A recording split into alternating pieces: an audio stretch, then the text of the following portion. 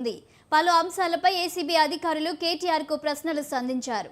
ఈ నేపథ్యంలోనే పరిసర ప్రాంతాల్లో భారీ బందోబస్తును ఏర్పాటు చేశారు పోలీసులు. ఫిర్యాదుదారుడు దానా కిషోర్ స్టేట్మెంట్ ఆధారంగా విచారణ కొనసాగుతుంది.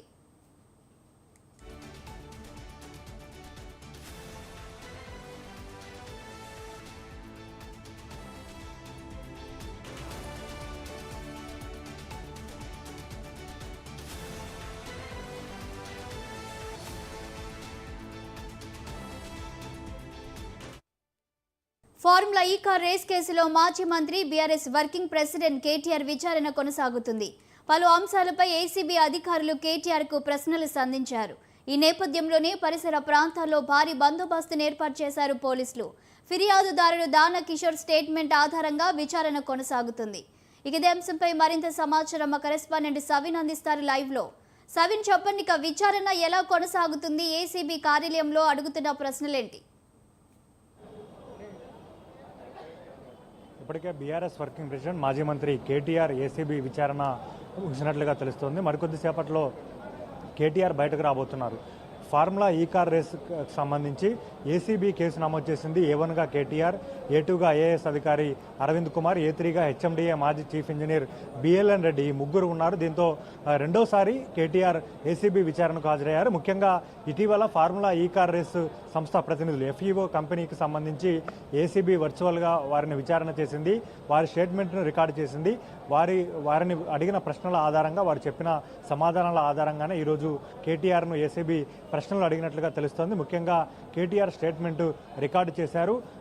రాష్ట్ర మున్సిపల్ అడ్మినిస్ట్రేషన్ శాఖ మంత్రిగా ఉన్న కేటీఆర్ ఫార్ములా ఈ కార్ రేస్ నిర్వహణకు సంబంధించి 2024లో నిర్వహించాల్సిన ఫార్ములా ఈ కార్ రేస్కి సంబంధించి హెచ్ఎండిఏ నుంచి నేరుగా 55 కోట్ల రూపాయలను ఫార్ములా ఈ కార్ రేస్ సంస్థకు బదిలీ చేశారు. అప్పుడు ఉన్నటువంటి అధికారులు ఐఏఎస్ అధికారి అరవింద్ కుమార్తో పాటు హెచ్ఎండిఏ మాజీ చీఫ్ ఇంజనీర్ బిఎల్ఎన్ రెడ్డి అధికారులుగా ఉన్నారు. వీరు ఆ డబ్బులను ట్రాన్స్ఫర్ చేయడంలో కీలక పాత్ర పోషించారు.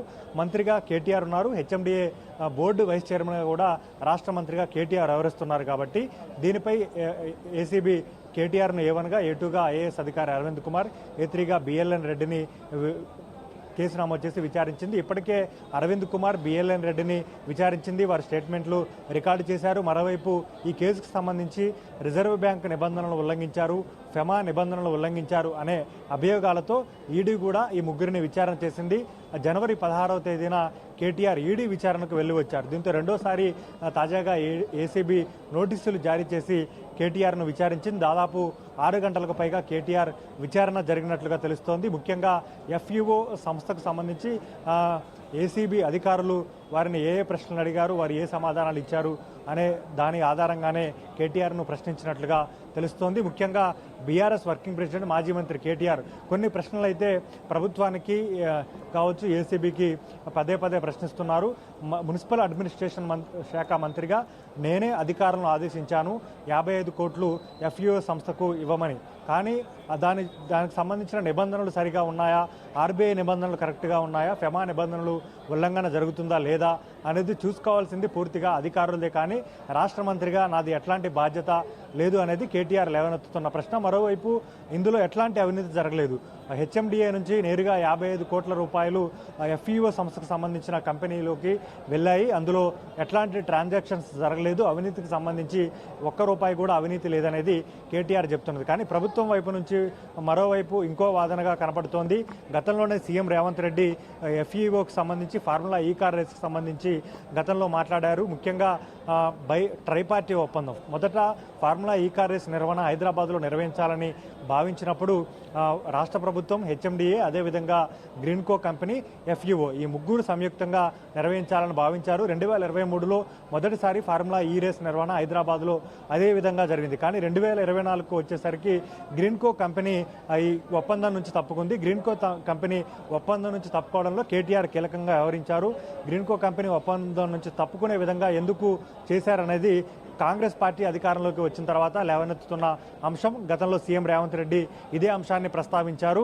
గ్రీన్కో కంపెనీ ఫార్ములా ఈ కార్ రేస్ నిర్వహణ నుంచి తప్పుకోవడం వల్ల రాష్ట్ర ప్రభుత్వంపై భారం పడింది. సుమారు 600 కోట్ల రూపాయలు భారం పడింది అనేది ముఖ్యమంత్రి రేవంత్ రెడ్డి గతంలో స్పష్టం చేసిన పరిస్థితి అయితే మనకు కనపడుతోంది.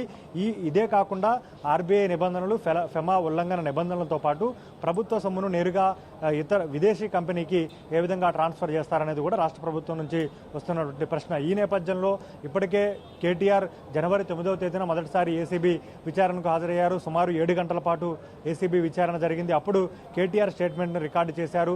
ఆ తర్వాత జనవరి 16వ తేదీన ఈడీ విచారణకు వెళ్లి వచ్చారు. ఇప్పుడు మరోసారి ఏసీబీ ఈ నెల మే 28వ తేదీనే విచారణకు రావాలని కోరగా అప్పుడు అమెరికా పర్యటన ఉండడంతో మరోసారి వస్తానని కేటీఆర్ చెప్పడం, దీంతో ఈ రోజు విచారణకు రావాలని ఏసీబీ చెప్పడం. ఈరోజు ఉదయం 10 గంటలకే కేటీఆర్ ఏసీబీ విచారణకు వెళ్లారు. దాదాపు 6 గంటలకు పైగా ఏసీబీ విచారణ జరిగింది.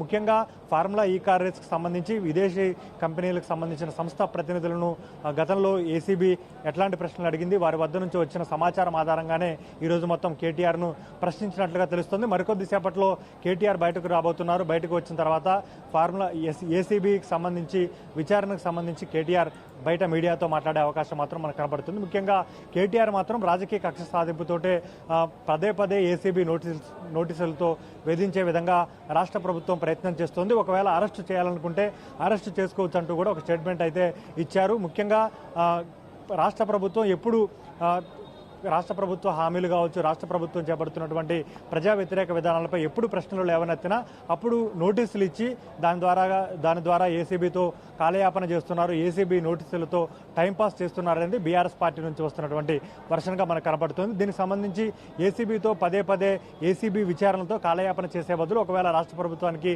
అరెస్ట్ చేసే ఉద్దేశం ఉంటే అరెస్ట్ చేసుకోవచ్చు అనేది కేటీఆర్ చెప్తున్నారు. కానీ ఈరోజు మరోసారి 6 గంటల పాటు విచారణ జరిగింది. మరోసారి కేటీఆర్కు నోటీసులు ఇచ్చే విచారణకు పిలుస్తారా, లేకపోతే ఏసీబీ నేరుగా ఛార్జ్షీట్ దాఖలు చేస్తుందా అనేది త్వరలో స్పష్టంగానుంది. Thank you.